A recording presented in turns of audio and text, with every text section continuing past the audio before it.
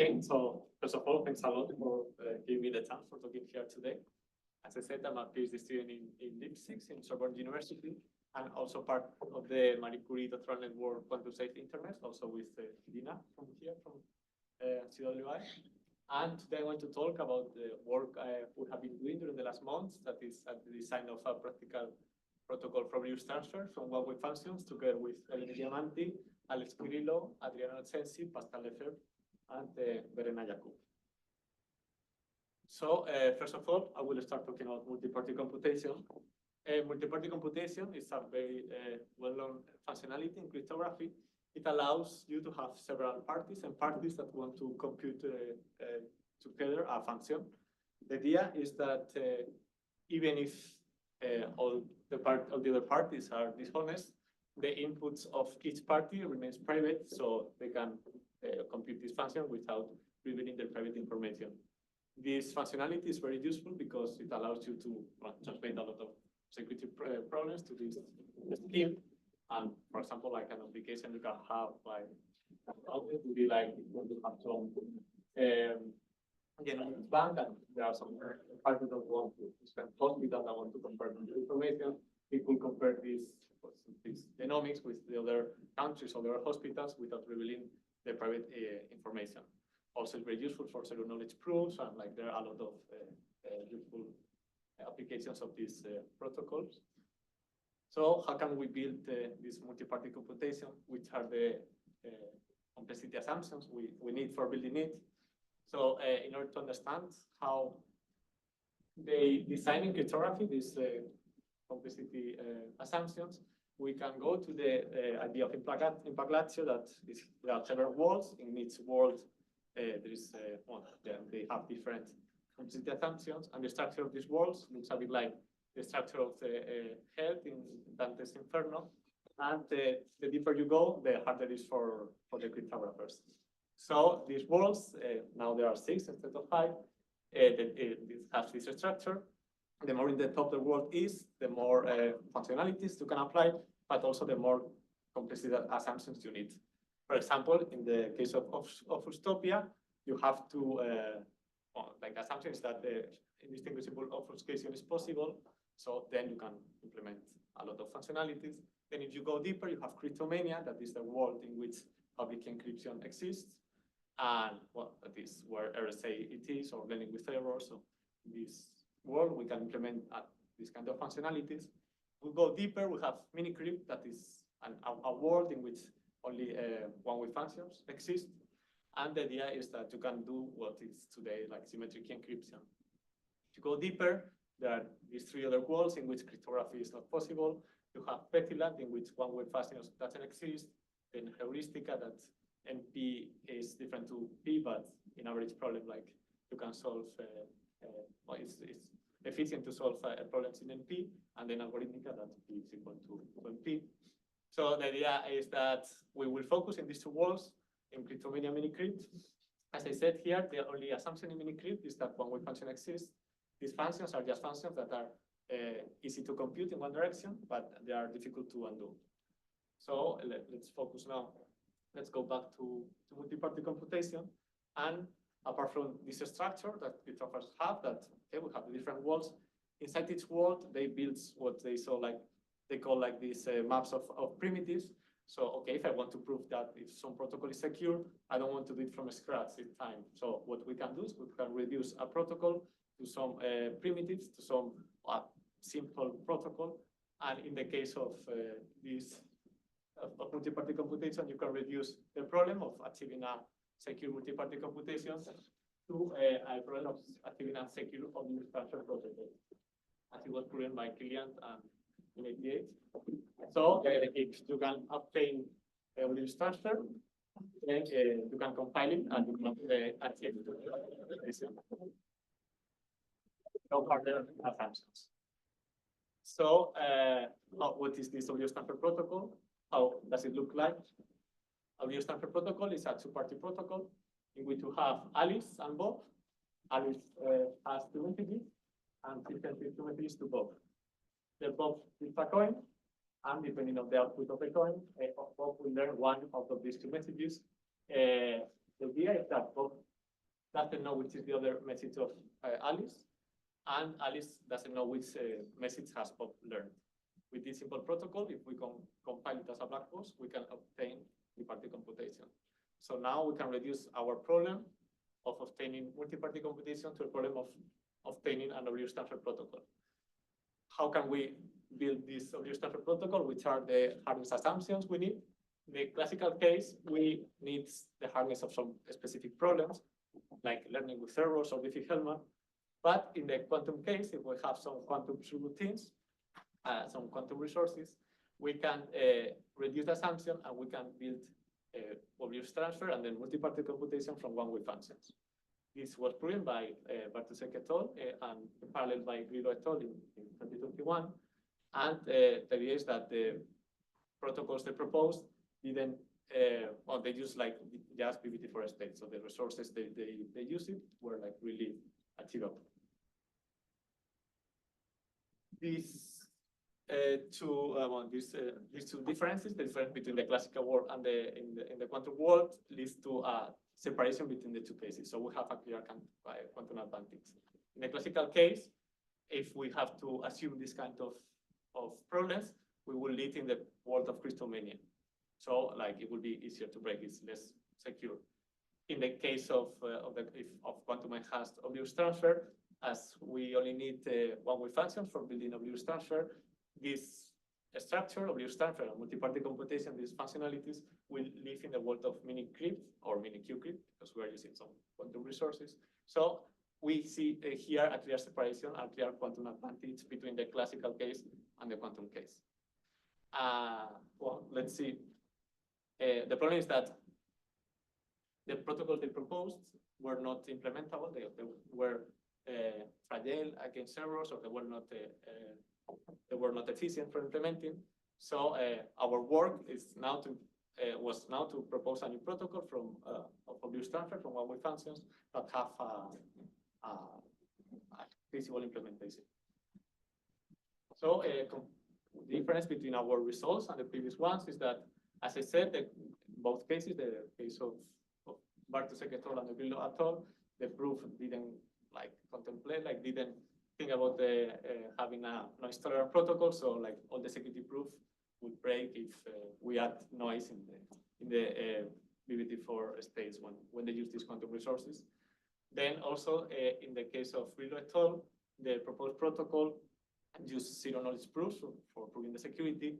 And the problem is that they use for this zero-knowledge proof the structure of the hash function. You have to disclose the hash functions. And this is a problem because when you implement it, the cryptographical hash function, the protocol hash function that you implement is not so clear the structure of it. So the ideal way will be to use hash function in a black box way. They also did it in the case of PCKM, and this is also what we have done to use one-way functions, a hash function in a black box way. Lastly, the problem of basic BCKM is that when you wanted to implement it in the lab, it would have required of the order 10 to the 13 photons. This, if you have nowadays like a state-of-the-art source of BBT4 states, will lead to some weeks only for sending the BBT4 states. Then the post-processing will have to take months. In the case of our protocol, we just need 10 to the 6 photons. That will mean some milliseconds, hundreds of milliseconds. And okay, so let's now understand how you can build Oblivious transfer from one-way functions. From quantum resources. The first protocol that was proposed in '88 by Kerpel and Kilian, it starts really similar to BBT4. If people here is familiar with BBT4, it's just Alice and Bob. They have these two, this set of two different polarization bases, and then Alice generates a random string that encodes in these BBT4 states. So bit photon by photon or qubit by qubit, she encodes randomly the value of the bit in a different BBT4 state. Then Bob has to randomly choose the basis for measuring, and then once Bob has measured, Alice publicly announces the basis in which she has encoded, and then Bob splits the instances, the different bits, into sets. the set in which he has measured in the same basis, and the set in which he has not measured in the same basis. So this will be IB and I not B. In this moment is in which Bob chooses which is his bit choice. So as we saw before in the Bluetooth transfer protocol, Bob has to decide which is the message he will learn, and here he will put, like, I don't know, I0 and I1, or I1 and I0, and he sends these two sets to Alice without saying which is the good one or the bad one. Alice splits her bit string into bit strings, and she encodes the two messages using these two bit strings, the one of the bits that come from the good subset and the ones that come from the bad subset. And then Alice sends these two messages, two encoded messages to Bob.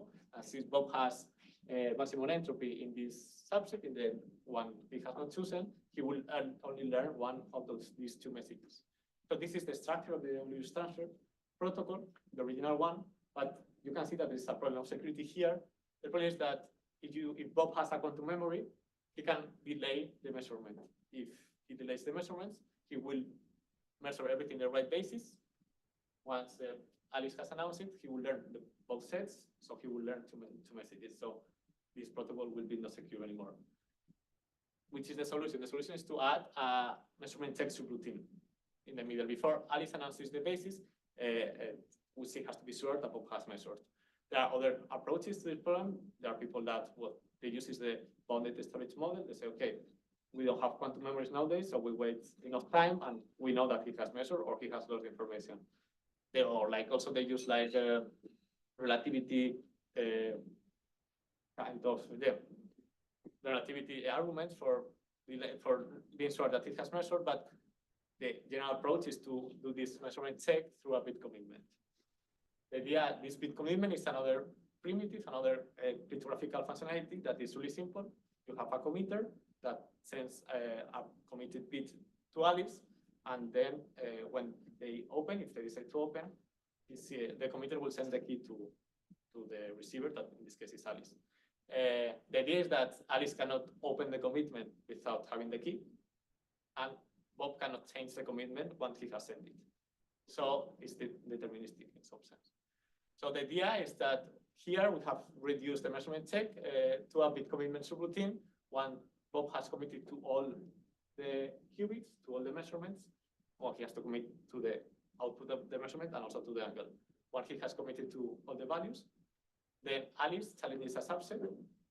Bob will open these challenge commitments, and Alice will check that whenever they have measured in the same basis, indeed they have the same output. So he will check the honesty of Bob. He will check that he has measured.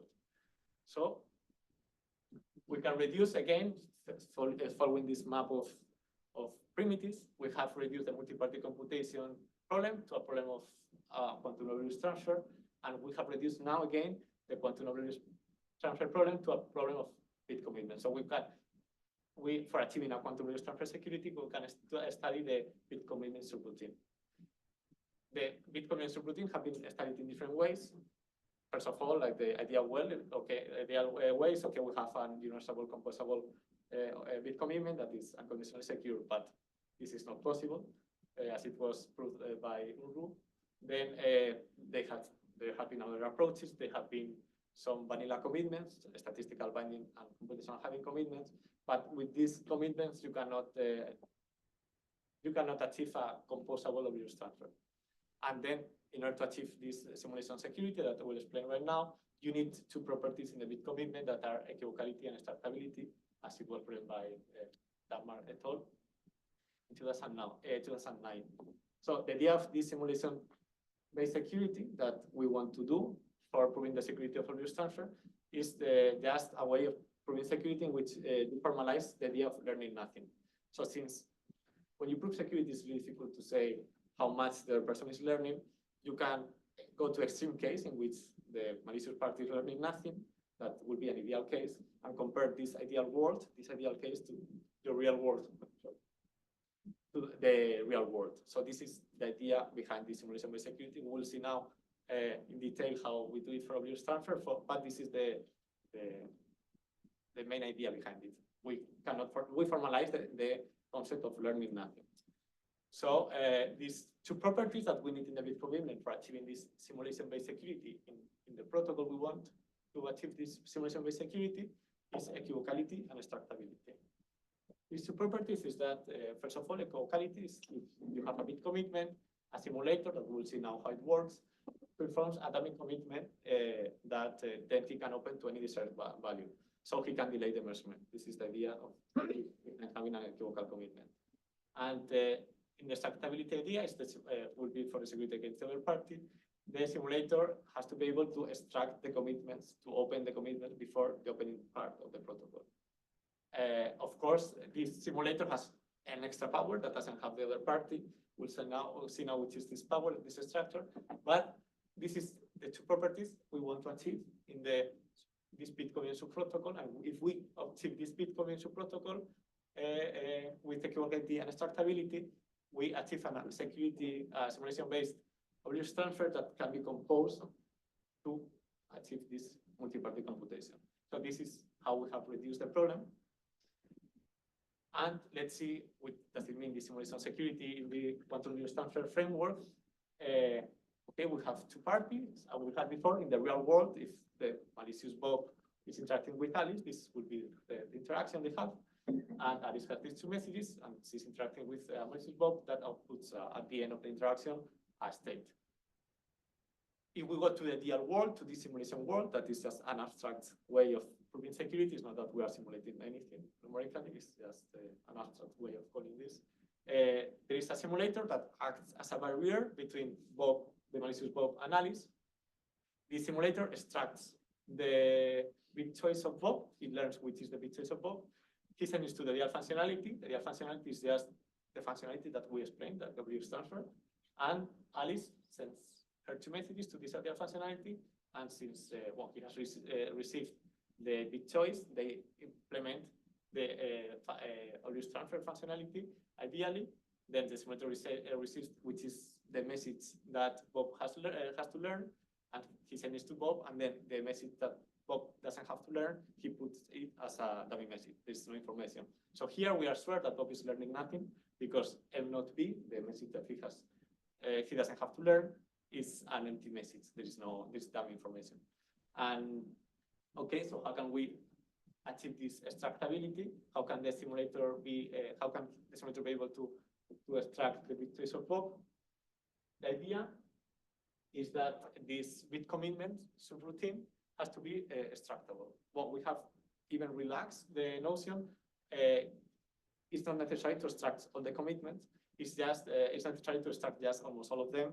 And then, well, even if you extract more than half of the commitments, the simulator can know which is the subset with mass and with more entropy, and so we can infer which is the bit choice of Bob. So the idea is that if the codependence is extractable, once Bob has sent, the malicious party has sent the bit commitment to the simulator can open these bit commitments, or almost all of them, and infer which are, and learn which are the measurement bases of Bob, and infer which is the bit choice, which is the good set or the bad set. Once he has known this, he can sense this bit choice to the ideal functionality, and then learn the good message and put some information in the other one. So this is the idea behind the simulation-based security. And then our protocol is computationally, quantum computationally secure, because when you have this simulation-based security, it has to be secure because this notion of security will mean that if there is a distinguisher seen as a witness the outputs of all the interaction, he cannot distinguish between the real and the ideal case. So in this case, the assumption we make of the distinguisher is that it is a quantum polytime distinguisher. So if there is a quantum polytime, what is this row? Row is like an output state. Like the malicious party outputs a state after the interactions. Yeah. For example, he's entangled. He has some entangled state with the interaction with the malicious with the honest Alice, and he outputs a state as a witness of what he has been doing. But this row is not like the MB or something? No. It's like some garbage. Yeah. Yeah, he's entangled like a witness of what he's doing, like a taping. He's writing what he's doing. So he cannot, the distinguisher cannot distinguish all the outputs of both interactions. So this is the idea of why this real world is indistinguishable from the real world. And in the other case, in which we have alpha malicious Alice, again we have this malicious Alice interacting with the honest Bob. Both of them outputs a state. In this case, yes, the output of the honest Bob is which is the message he has learned. So in the real case, there's a simulator that's interacting as a barrier again. And what the simulator has to do, the simulator has to learn both messages of Alice. Then if the simulator has these both messages, he can sense it to the DL functionality, and they can implement the protocol in a secure way. Again, how can the simulator know learn these two messages? The idea is that the commitment has to be equivocal. If the commitment is equivocal, the simulator can commit to garbage, so he can delay the measurement. When they have the security check, the honesty check, then he can open these values to the good-looking values if it is equivocal, and pass this measurement check. And then when he has the good basis, he can then measure everything the right basis. Then the simulator will have all the X, and he will have both sets. He will have all the information of both sets, so we can decode both messages. So the simulator has to be able of decoding the both messages of the malicious Alice. And once the simulator has these both messages, again, like just with the ideal functionality, and between these two ideal and real worlds, a quantum Polyton distinguisher cannot distinguish between these two cases, so our protocol will be secure. Okay, so how can we build this? How we build our equivocal and relaxed extractable protocol with commitment? In our case, the structure of our protocol is like this. We have, first of all, a random key generator. These keys are relaxed extractable, and these keys that are generated in this first instance are used then as the keys of the equivocal commitment in the second instance. Also, for generating these keys, we need a subroutine of an equivocal commitment. Let me compare a bit this structure with the one of BCKM, that is the previous paper in which that was published, and we were based on. In their case, they have an equivocal commitment that is different to ours because they have this commitment is a statistical binding in their case, so they repeat it sequentially times. We wanted something that is implementable, so we reduced the sequential repetition to just one repetition. We lost this statistical binding. We have this notion of relaxed statistical binding. What is this relaxed statistical binding? It is that if you commit to n bits and then you pass the honesty check, these bits are these commitments are binded up to a small proportion of log of them with a proportional probability. So it's binding to n minus log of these bits. This is sufficient for proving the security as we and for achieving this image-based security. And this is one of the achievement we have done, that is to reduce this notion of binding and then extractability to relax notion of these two properties. And this is the first main difference. But then also their structure is like more iterative, so they have an equivocal commitment inside an extractable commitment, inside an equivocal commitment, and each of them is repeated sequential time, so there is a huge overhead of resources here. Also, the extractable commitment is it's really based. They use quantum resources. It's really similar to the OT CK88 commitment, output transfer, sorry. And but the problem is that it's really it needs a lot of quantum resources, and it's only for achieving one equivocal commitment. In our case, we have changed this structure for obtaining extractability, and we have a routine in which we generate some bit strings that we amplify the randomness, and then we obtain a set of keys that we will use for fitting the equivocal commitment. And since these keys are going to be relaxed extractable, then this equivocal commitment will be also relaxed extractable. And okay, so let me now go in detail into the structure. First of all, the equivocal commitment has this scheme. You have two parties, the committer and receiver, and for generating this equivocal commitment, you use as a black box a statistical binding computational hiding commitment like Naur's commitment.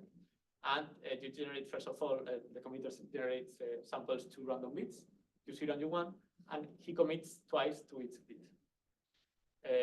Then the committer sends these commitments to the receiver that samples one bit in order to open one out of these two pairs of boxes.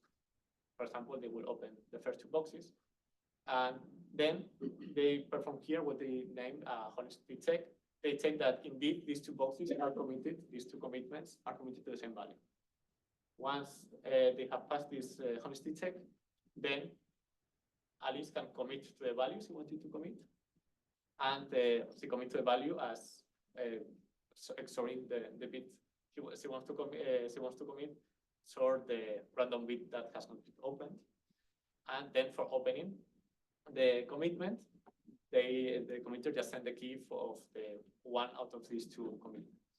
So as you can see, this is not binding because in its commitment, you can after you have a probability of cheating of 1/2. You can put these two boxes to different values, and if it is not checked, these two pair of boxes, then you can open to any desired value. So this is why this is not binding. And but this is sufficient because as you are going to commit to several values, as we'll see now, you only want to know that he has indeed measured the information of each commitment is not really relevant. And this is the structure of the equivocal commitment. It's similar in the Bartuszek paper, Bartuszek et al.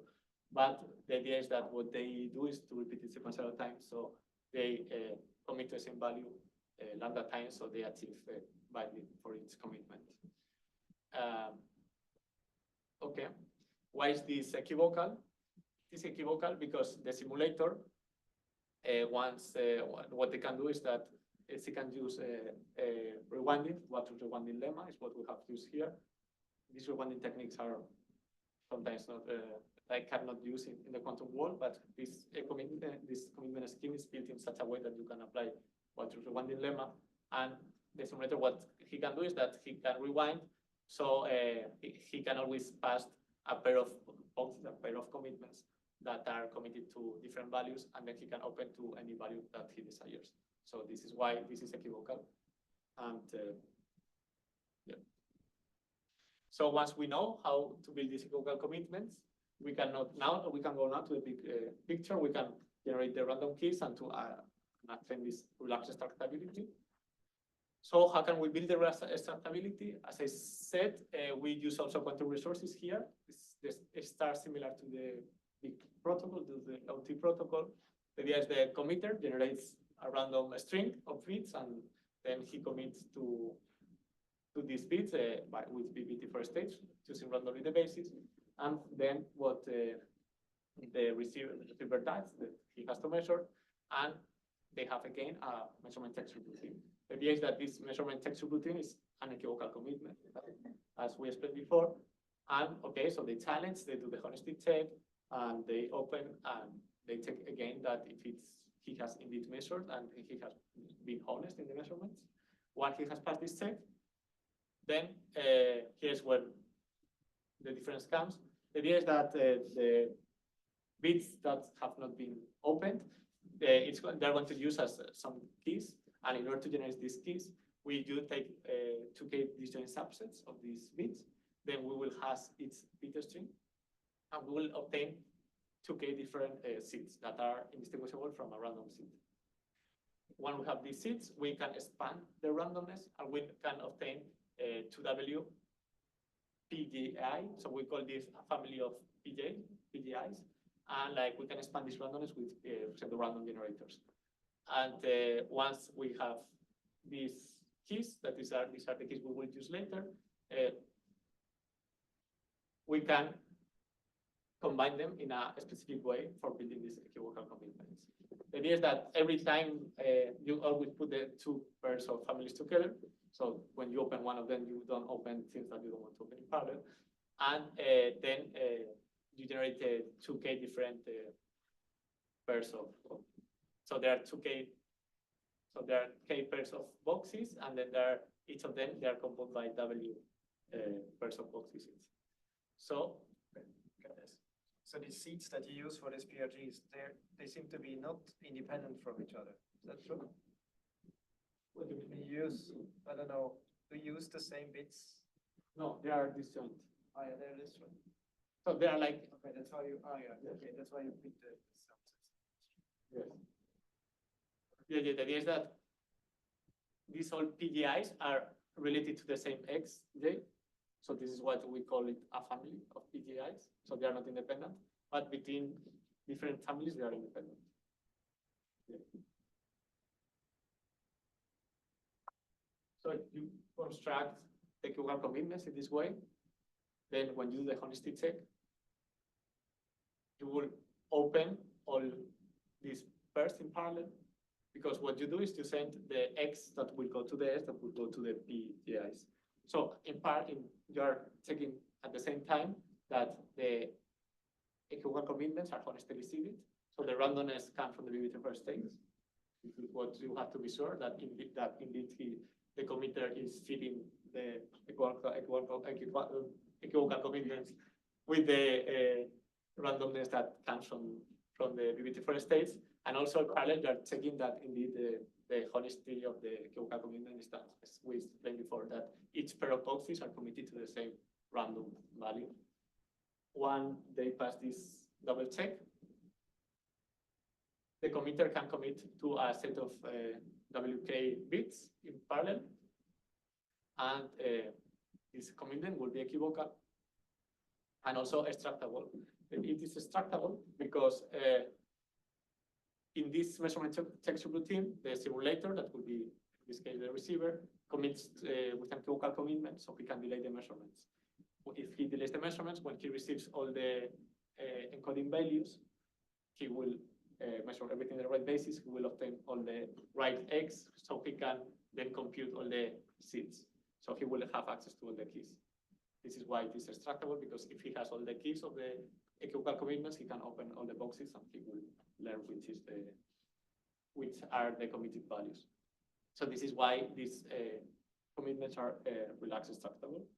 So they are relaxed extractable because they will extractable up to a proportion, again, log of them. These commitments are equivocal, again, because when they will open the commitment itself, then when they open this pair of boxes, they can open sending only the PIJ. So you don't have to send all the X. So these PIJs, I can send you one of them and you don't know which is the other one. So this is why the other commitment will remain closed, and this is why it is equivocal, because it could be hiding. So now if we have this read commitment subroutine that is equivocal and relaxed extractable, and we plug it into the quantum WS transfer protocol, we achieve a simulation-based secure WS transfer. So then this protocol will be composable, and you can use it as a black box use in a compiler for achieving multi-party computation. And yeah, the idea is that the computational assumption we have done so far is the existence of one-way functions, because the hashes and the PRDs can be built from one-way functions. There are no further assumptions. In the structure we have built. And as I said, the final goal was to implement it. And this is so this was the theoretical protocol, and now we are working on the implementation in the group. I'm not experimentalist, so I cannot go into detail which is each thing. But yeah, this is the scheme of the implementation we're working now, and this is what will be the protocol in the lab. And then as upper problems, so okay, at the end we want to build multi-party computation from one-way functions. So okay, if we use our protocol as a black box in I don't know, Desai compiler or other kinds of compilers, it will work, but it's not really efficient. You will need a lot of obvious transfers. So the question also is like, can we add some quantumness in the compiler of MPC WS transfer, like can we improve efficiency or in some way? Then another open question is, okay, we have built this WS transfer from one-way functions, but it has been shown that you can build commitments that at the end is what you reduce the problem for WS transfer to. You can build this bit commitments from pseudo-random states. So the question will be, can we achieve this WS transfer from pseudo-random states? That it's known that yet, but like as far as I know, there's no equivocal and extractable protocols of bit commitment built from pseudo-random states. So okay, it would be also a nice thing to take that to build that protocol only from pseudo-random states, and if it is, it can be implemented, but that's another problem, like to implement pseudo-random states. And then another question is, okay, we have some efficiency, but usually in cryptography, once they have run one WS transfer protocol, they extend the OT instances. So after an online part in which they have sent this WS transfer, they can extend the resources. But usually they need some further assumptions, or like they are in the random Oracle model. In our case, we're just in the plain model. So this is more like a crypto question that can we extend these OT instances with no further assumptions? And then like more open questions like, okay, we have seen that for WS transfer, we have this quantum advantage. There's a separation between the classical and the quantum world. And there are now other kind of functionalities that are new, that are just, they relax the assumption, for example, this random states. It's a bit less than one-way function. So another open question is to explore new functionalities, or like to reduce the assumptions of the functionalities we know so far with some quantum resources through routines, and to do this hybrid approach to other protocols. And yeah, thank you for attention. I will be here until the 27th for talking. This is my